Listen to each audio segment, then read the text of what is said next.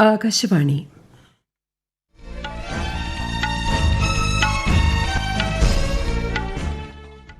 നമസ്കാരം. വാർത്തകൾ വായിക്കുന്നത് ബിന്ദു.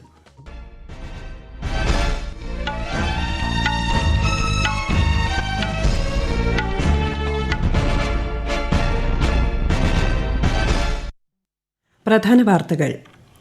ലക്ഷദ്വീപിൽ 1150 കോടി രൂപയുടെ വികസന പദ്ധതികൾക്ക് പ്രധാനമന്ത്രി നരേന്ദ്രമോദി തുടക്കം കുറിച്ചു. ദ്വീപിന്റെ സമഗ്ര പുരോഗതി ഉറപ്പുവരുത്തുകയാണ് കേന്ദ്ര സർക്കാർ ലക്ഷ്യമിടുന്നതെന്ന് പ്രധാനമന്ത്രി. സ്ത്രീശക്തി മോദിക്കൊപ്പം പരിപാടിയെ പ്രധാനമന്ത്രി ഇന്ന് തൃശൂരിൽ അഭിസംബോധന ചെയ്യും. 2 ലക്ഷം വനിതകൾ പരിപാടിയിൽ പങ്കെടുക്കും.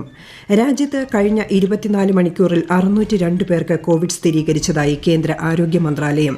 കേരളത്തിൽ രോഗം സ്ഥിരീകരിച്ചത് 214 പേർക്ക്. അതിതീവ്ര പരിചരണ വിഭാഗത്തിൽ രോഗികളെ പ്രവേശിപ്പിക്കുന്നതുമായി ബന്ധപ്പെട്ട് കേന്ദ്ര ആരോഗ്യ മന്ത്രാലയം മാർഗനിർദ്ദേശങ്ങൾ പുറത്തിറക്കി. ഇന്ത്യ ദക്ഷിണാഫ്രിക്ക ടെസ്റ്റ് ക്രിക്കറ്റ് പരമ്പരയിലെ അവസാന മത്സരം ഇന്ന്. വാർത്തകൾ വിശദമായി. ലക്ഷദ്വീപിൽ 1150 കോടി രൂപയുടെ വികസന പദ്ധതികൾക്ക് പ്രധാനമന്ത്രി നരേന്ദ്രമോദി തുടക്കം കുറിച്ചു. ലക്ഷദ്വീപിന്റെ സമഗ്ര പുരോഗതി ഉറപ്പുവരുത്തുകയാണ് കേന്ദ്ര സർക്കാർ ലക്ഷ്യമിടുന്നതെന്ന് പ്രധാനമന്ത്രി പറഞ്ഞു. കൊച്ചി ലക്ഷദ്വീപ് ഒപ്റ്റിക്കൽ ഫൈബർ പദ്ധതി, കടൽവെള്ള ശുദ്ധീകരണ പ്ലാന്റ്, സൌരോർജ്ജ പദ്ധതി ഉൾപ്പെടെയുള്ള സുപ്രധാന പദ്ധതികൾക്കാണ് പ്രധാനമന്ത്രി തുടക്കം കുറിച്ചത്. लगभग 1200 करोड़ रुपए के प्रोजेक्ट्स का शिलान्यास और लोकार्पण हुआ है. ये इंटरनेट, बिजली, पानी, स्वास्थ्य और बच्चों की देखभाल से जुड़े प्रोजेक्ट हैं. ലക്ഷദ്വീപിലെ ഇന്റർനെറ്റ് വേഗത 100 ഇരട്ടിയായി വർദ്ധിപ്പിക്കാൻ കടലിനടിയിലൂടെയുള്ള ഒപ്റ്റിക്കൽ ഫൈബർ പദ്ധതിയിലൂടെ സാധിക്കും. ഇന്റർനെറ്റ് സേവനങ്ങൾ, ടെലിമെഡിസിൻ, ഗവേണൻസ് എന്നിവയിലൂടെ ലക്ഷദ്വീപിലെ ആശയവിനിമയ അടിസ്ഥാന സൌകര്യങ്ങളിൽ വലിയ തോതിലുള്ള മാറ്റം സൃഷ്ടിക്കാൻ സഹായിക്കുന്നതാണ് ഈ പദ്ധതി.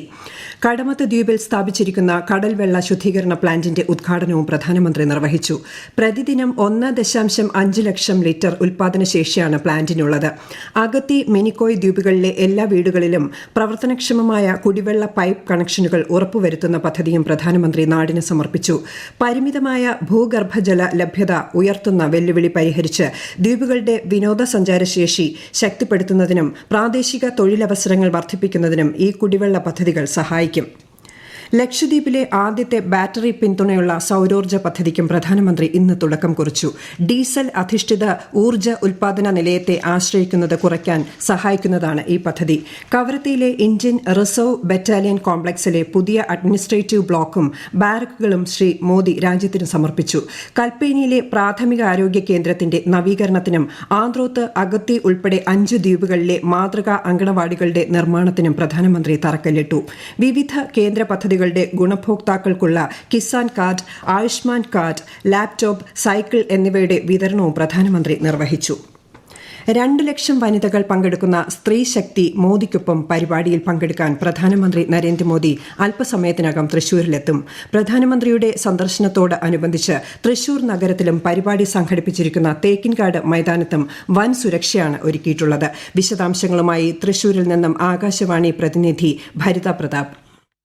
5 വർഷത്തിനിടെ ഇത് 3-ാം തവണയാണ് പ്രധാനമന്ത്രി ഈ ജില്ലയിലേക്ക് എത്തിച്ചേരുന്നത്. 2 ലക്ഷം വനിതകൾ പങ്കെടുക്കുന്ന സ്ത്രീശക്തി മോദിക്കൊപ്പം എന്ന പേരിൽ നടക്കുന്ന മഹിളാ സമ്മേളനത്തിലും അതിനോടൊപ്പം നടക്കുന്ന റോഡ് ഷോയിലും പ്രധാനമന്ത്രി പങ്കെടുക്കും. സംസ്ഥാനത്തിന്റെ വിവിധ ഭാഗങ്ങളിൽ നിന്നുള്ള സ്ത്രീജനങ്ങളാണ് ഇന്നത്തെ ഈ പരിപാടിയിൽ സംബന്ധിക്കുന്നതിനായി എത്തിച്ചേർന്നുകൊണ്ടിരിക്കുന്നത്. പാർലമെന്റിൽ വനിതാ സംവരണ ബിൽ പാസാക്കിയ പ്രധാനമന്ത്രിയെ ഈ ചടങ്ങിൽ കേരള ഘടകം BJP പ്രത്യേകം ആദരിക്കുമെന്നും അറിയിച്ചിട്ടുണ്ട്. പ്രധാനമന്ത്രിയെ സ്വീകരിക്കുന്നതിനുള്ള എല്ലാ ഒരുക്കങ്ങളും തൃശൂർ ജില്ലയിൽ പൂർത്തിയായി കഴിഞ്ഞു. നഗരത്തിലും പ്രധാനമന്ത്രി വരുന്ന വഴികളിലും 3000-ലധികം പോലീസുകാരെയാണ് വിന്യസിച്ചിരിക്കുന്നത്. പ്രധാനമന്ത്രിയുടെ സുരക്ഷാ സംഘവും വേറെയുമുണ്ടാകും. പ്രധാനമന്ത്രിയുടെ സന്ദർശനത്തിനോടനുബന്ധിച്ച് നഗരത്തിൽ കർശന ഗതാഗത നിയന്ത്രണങ്ങളാണ് ഇന്ന് ഏർപ്പെടുത്തിയിരിക്കുന്നത്. രാവിലെ 11 മണി മുതലാണ് നിയന്ത്രണങ്ങൾ ആരംഭിച്ചത്. രാജ്യത്ത് കഴിഞ്ഞ 24 മണിക്കൂറിൽ 602 പേർക്ക് കോവിഡ് സ്ഥിരീകരിച്ചതായി കേന്ദ്ര ആരോഗ്യ മന്ത്രാലയം. കേരളത്തിൽ 214 കർണാടകയിൽ 148 മഹാരാഷ്ട്രയിൽ 105 പേർക്കാണ് ഇന്നലെ രോഗം സ്ഥിരീകരിച്ചത്. 4440 പേരാണ് രാജ്യത്ത് നിലവിൽ കോവിഡ് ബാധിതരായുള്ളത്. ഇതിൽ 1581 രോഗികൾ കേരളത്തിലാണ്. കോവിഡ് ബാധിച്ചുള്ള 5 മരണവും രാജ്യത്ത് ഇന്നലെ സ്ഥിരീകരിച്ചു. 722 പേർ കഴിഞ്ഞ 24 മണിക്കൂറിൽ രോഗമുക്തരായതായും ആരോഗ്യ മന്ത്രാലയം അറിയിച്ചു. രോഗികളെ അതിതീവ്ര പരിചരണ വിഭാഗത്തിൽ പ്രവേശിപ്പിക്കുന്നതുമായി ബന്ധപ്പെട്ട് കേന്ദ്ര ആരോഗ്യ മന്ത്രാലയം മാർഗനിർദ്ദേശങ്ങൾ പുറത്തിറക്കി. ഗുരുതര നിലയിലുള്ള രോഗികളെ രോഗിയോ ബന്ധുക്കളോ വിസമ്മതിക്കുകയാണെങ്കിൽ ഐസിയുവിൽ പ്രവേശിപ്പിക്കരുതെന്ന് നിർദ്ദേശത്തിൽ പറയുന്നു. ഐസിയു പ്രവേശനം വിടുതൽ മാനദണ്ഡങ്ങൾക്കും ഇതിലൂടെ വ്യക്തത വരുത്തിയിട്ടുണ്ട്. ഐസിയുവിൽ രോഗിയുടെ രക്തസമ്മർദ്ദം, ഹൃദയമിടിപ്പ്, ഓക്സിജൻ നില തുടങ്ങി വിവിധ കാര്യങ്ങൾ കൃത്യമായി നിരീക്ഷിക്കണമെന്നും നിർദ്ദേശത്തിൽ പറയുന്നു. 24 വിദഗ്ധ ഡോക്ടർമാർ ചേർന്നതാണ് മാനദണ്ഡങ്ങൾ തയ്യാറാക്കിയിരിക്കുന്നത്. ഈ വാർത്തകൾ ആകാശവാണിയിൽ നിന്ന്. ആകാശവാണി വാർത്തകളും വാർത്താധിഷ്ഠിത പരിപാടികളും all India radio news Thiruvananthapuram എന്ന യൂട്യൂബ് ചാനലിൽ ലഭ്യമാണ്. കൂടുതൽ വാർത്തകൾക്കായി @AllIndia Radio News തിരുവനന്തപുരം എന്ന ഫേസ്ബുക്ക് പേജും @ARnews_TVM എന്ന എക്സ് ഹാൻഡിലും സന്ദർശിക്കാം. കേന്ദ്ര സർക്കാരിന്റെ വികസനക്ഷേമ പദ്ധതികൾ ജനങ്ങളിലേക്ക് എത്തിക്കുന്ന വികസിത് ഭാരത് സങ്കൽപ് യാത്ര കേരളത്തിൽ വിജയകരമായി പര്യടനം തുടരുന്നു. തിരുവനന്തപുരം ജില്ലയിൽ മടവൂർ, പള്ളിക്കൽ, മണ്ണന്തല, നാലാഞ്ചിറ എന്നിവിടങ്ങളിലാണ് ഇന്നത്തെ പര്യടനം. കണ്ണൂർ ജില്ലയിൽ തലശ്ശേരി, സിറ്റി സെന്റർ, വേങ്ങാട് എന്നിവിടങ്ങളിൽ പര്യടനം തുടരുന്നു. മേലെ ചൊവ്വ, മങ്ങാട്ടിടം എന്നിവിടങ്ങളിൽ ഉച്ചയ്ക്ക് ശേഷം പര്യടനം എത്തിച്ചേരും. എറണാകുളം ജില്ലയിൽ വികസിത് ഭാരത് സങ്കൽപ് യാത്ര ഇന്ന് കോലഞ്ചേരി, ഐക്കരനാടിലും മൊഴുവന്നൂരിലും നടക്കും. കോഴിക്കോട് ജില്ലയിൽ തൂണേരി ബ്ലോക്കിലേക്ക് പ്രവേശിക്കുന്ന യാത്ര പുറമേരി, നാദാപുരം പഞ്ചായത്തുകളിൽ പര്യടനം നടത്തും. പരിപാടിയോടനുബന്ധിച്ച് ഗുണഭോക്താക്കൾക്കുള്ള സൌജന്യ പാചക വാതക കണക്ഷൻ വിതരണം, സൌജന്യ രക്തപരിശോധനാ ക്യാമ്പ്, കർഷകർക്കുള്ള ഡ്രോൺ പ്രദർശനം, വീഡിയോ പ്രദർശനം എന്നിവയും സംഘടിപ്പിച്ചിട്ടുണ്ട്. KSRTCയുടെ ചെലവ് കുറയ്ക്കണമെന്ന ഗതാഗത മന്ത്രി KB ഗണേഷ് കുമാർ ഔദ്യോഗികമായി ചുമതലയേറ്റ ശേഷം മാധ്യമങ്ങളോട് സംസാരിക്കുകയായിരുന്നു മന്ത്രി. നഷ്ടത്തിലോടുന്ന ബസ്സുകൾ നിർത്തും. മറ്റ് വാഹന ക്രമീകരണം ഇല്ലാത്ത സ്ഥലത്ത് മാത്രം സർവീസ് തുടരും. എല്ലാ യൂണിയനുകളുമായും സഹകരിക്കുമെന്നും ശ്രീ ഗണേഷ് കുമാർ പറഞ്ഞു. നാളെ ആരംഭിക്കുന്ന 62ാമത് സ്കൂൾ കലോത്സവത്തിൽ പങ്കെടുക്കുന്ന മത്സരാർത്ഥികളുടെ രജിസ്ട്രേഷൻ ആരംഭിച്ചു. കൊല്ലം ജില്ല ആതിഥേയത്വം വഹിക്കുന്ന കലോത്സവം നാളെ മന്ത്രി V. ശിവൻകുട്ടി ഉദ്ഘാടനം ചെയ്യും. ഓരോ ജില്ലയ്ക്കായി പ്രത്യേകം രജിസ്ട്രേഷൻ കൌണ്ടറുകൾ ക്രമീകരിച്ചിട്ടുണ്ട്. കലോത്സവത്തിന് മുന്നോടിയായി കോഴിക്കോട്ട് നിന്നും കൊണ്ടുവരുന്ന സ്വർണ്ണക്കപ്പ് കൊല്ലം ജില്ലയിൽ പ്രവേശിച്ചു. മദ്യനയ അഴിമതി കേസുമായി ബന്ധപ്പെട്ട എൻഫോഴ്സ്മെന്റ് ഡയറക്ടറേറ്റ് ചോദ്യം ചെയ്യലിന് ഡൽഹി മുഖ്യമന്ത്രി അരവിന്ദ് കെജ്രിവാൾ ഇന്നും ഹാജരായില്ല. ഇഡിയിൽ നിന്നും അരവിന്ദ് കെജ്രിവാളിന് ലഭിക്കുന്ന 3ാമത്തെ സമൻസാണിത്. എന്നാൽ ED സമൻസുകൾ നിയമവിരുദ്ധമാണെന്ന് ആം ആദ്മി പാർട്ടി പ്രതികരിച്ചു. മദ്യനയ അഴിമതിയുമായി ബന്ധപ്പെട്ട കള്ളപ്പണം വെളുപ്പിക്കൽ കേസിൽ AAP നേതാക്കളായ മനീഷ് സിസോദിയ, സഞ്ജയ് സിംഗ് എന്നിവരെ ED മുൻപ് അറസ്റ്റ് ചെയ്തിരുന്നു. അദാനി ഹിൻഡൻബർഗ് വിവാദവുമായി ബന്ധപ്പെട്ടുള്ള അന്വേഷണം പ്രത്യേക അന്വേഷണ സംഘത്തിന് കൈമാറണമെന്ന ഹർജി തള്ളി സുപ്രീംകോടതി. ചീഫ് ജസ്റ്റിസ് DY ചന്ദ്രചൂഡ്, ജസ്റ്റിസുമാരായ JB പർദിവാല, മനോജ് മിശ്ര എന്നിവരടങ്ങിയ ബെഞ്ചാണ് സെബിയിൽ നിന്ന് അന്വേഷണം SITക്ക് കൈമാറണമെന്ന ഹർജി തള്ളിയത്. സെബി അന്വേഷണത്തിൽ വീഴ്ച വരുത്തിയിട്ടില്ലെന്ന് ബെഞ്ച് വ്യക്തമാക്കി. US ആസ്ഥാനമായുള്ള ഹിൻഡൻബർഗ് റിസർച്ചിന്റെ ആരോപണങ്ങളുമായി ബന്ധപ്പെട്ട 24 കേസുകളിൽ 22 എണ്ണത്തിലും സെബി അന്വേഷണം പൂർത്തിയാക്കിയിട്ടുണ്ട്.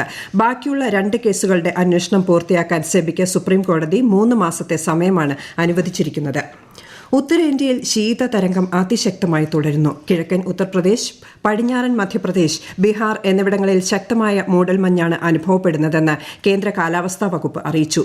ദേശീയ തലസ്ഥാനമായ ഡൽഹിയിൽ വായുവിന്റെ ഗുണനിലവാരം വളരെ മോശം വിഭാഗത്തിൽ തുടരുകയാണ്. കിഷ്ത്വാർ ജില്ലയിൽ നിന്നുള്ള 23 ഭീകരർക്കെതിരെ നടപടികൾ ശക്തമാക്കി ദോഡ ജില്ലയിലെ UAPA സ്പെഷ്യൽ കോടതി. ഇവർ പ്രഖ്യാപിത കുറ്റവാളികളാണെന്ന് അറിയിച്ച കോടതി 30 ദിവസത്തിനകം കീഴടങ്ങിയില്ലെങ്കിൽ ഇവരുടെ സ്വത്തുവകകൾ കണ്ടുകെട്ടാനുള്ള നടപടികൾ ആരംഭിക്കുമെന്നും പ്രഖ്യാപിച്ചു. ഇതോടെ കിഷ്ത്വാർ മേഖലയിൽ പ്രഖ്യാപിത കുറ്റവാളികളായി പ്രഖ്യാപിക്കുന്ന ഭീകരരുടെ എണ്ണം 36 ആയി. ഇന്ത്യ ദക്ഷിണാഫ്രിക്ക ടെസ്റ്റ് ക്രിക്കറ്റ് പരമ്പരയിലെ 2ാമത്തെയും അവസാനത്തെയും മത്സരത്തിന് ഇന്ന് തുടക്കം. കേപ്പ് ടൌണിൽ ഇന്ത്യൻ സമയം ഉച്ചയ്ക്ക് 1:30 കളി ആരംഭിക്കുക. ആദ്യ ടെസ്റ്റിൽ ദക്ഷിണാഫ്രിക്കയ്ക്കായിരുന്നു വിജയം. പ്രധാന വാർത്തകൾ വീണ്ടും.